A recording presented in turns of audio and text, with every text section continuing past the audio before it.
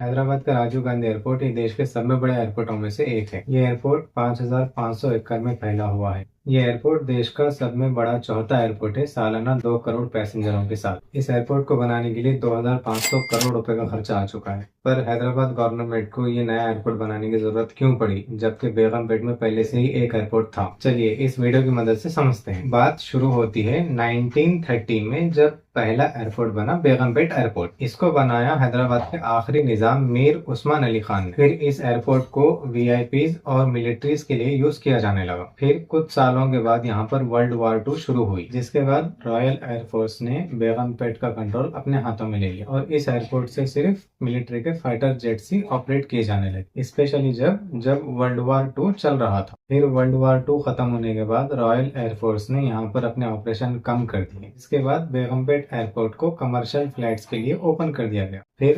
1946 में दक्कन एयरवेज ने अपनी पहली फ्लाइट स्टार्ट की बेंगलोर के लिए। फिर कुछ सालों के बाद दक्कन एयरवेज ने और कुछ न्यू फ्लाइट्स स्टार्ट किए, जिसमें दिल्ली, मुंबई, चेन्नई और कोलकाता था। फिर कुछ सालों के बाद देश को आजादी मिली। आजादी मिलने के बाद दक्कन एयरवेज को गवर्नमेंट ने अपने अंडर में ले लिया था। फिर बेगमपेट एयरपोर्ट में कुछ सालों तक सिर्फ डोमेस्टिक फ्लाइट्स को ही ऑपरेट किया जाने लगा, जिसके बाद यहाँ पर पॉपुलेशन बढ़ने लगी। इसी पॉपुलेशन को देखते हुए यहाँ पर पहले इंटरनेशनल भी फ्लाइट चलाई गई, जो कि सऊदी अरेबिया के लिए चलाई गई। जिसके बाद यहाँ पर इंटरनेशनल फ्लाइट्स बढ़ने की वजह से पॉपुलेशन बढ़ने लगी। इसी पॉपुलेशन को देखते हुए यहाँ पर एक और टर्मिनल खोला गया 1972 में। और जो पुराना टर्मिनल था वो डोमेस्टिक फ्लाइट्स के लिए यूज किया जाने लगा, और जो नया टर्मिनल बनाया गया था उसको इंटरनेशनल फ्लाइट्स के लिए यूज किया जाने लगा। 1980s में बेगमपेट ने 3 लाख पैसेंजरों को हैंडल किया और तकरीबन 10 सिटीज तक अपने फ्लाइट्स को ऑपरेट किया। फिर 1990s में बेगमपेट एयरपोर्ट को एक्सपेंड करने की जगह नहीं थी। बेगमपेट एयरपोर्ट के पास में पूरी सिटी बस चुकी थी, जो कि पहले पूरा एक जंगल था। इसके बाद हैदराबाद गवर्नमेंट को एक नए और एक बड़े एयरपोर्ट की जरूरत पड़ने लगी। फिर कुछ सालों तक इसी बेगमपेट एयरपोर्ट को ऑपरेट किया गया 2008 तक। 2008 तक बेगमपेट एयरपोर्ट ने 10 डोमेस्टिक फ्लाइट्स और 13 इंटरनेशनल फ्लाइट के साथ साथ 60 लाख पैसेंजरों को हैंडल किया। इसके बाद हैदराबाद गवर्नमेंट ने नए एयरपोर्ट की प्लानिंग शुरू की।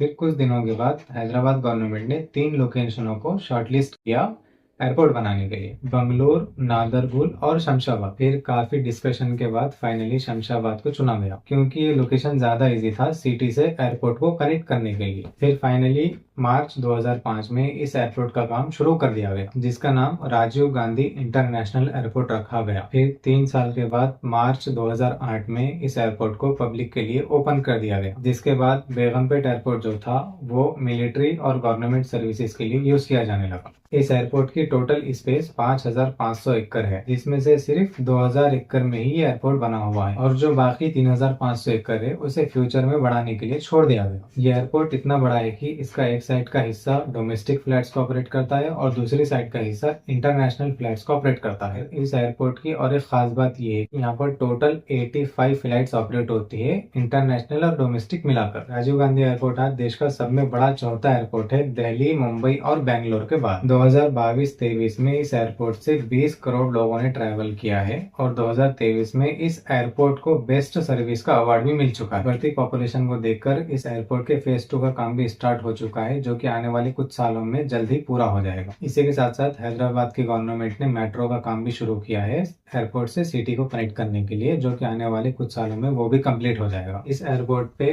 अभी तक कौन कौन आ चुके हैं और कौन कौन आना चाहते हैं, कमेंट करके जरूर बताएं।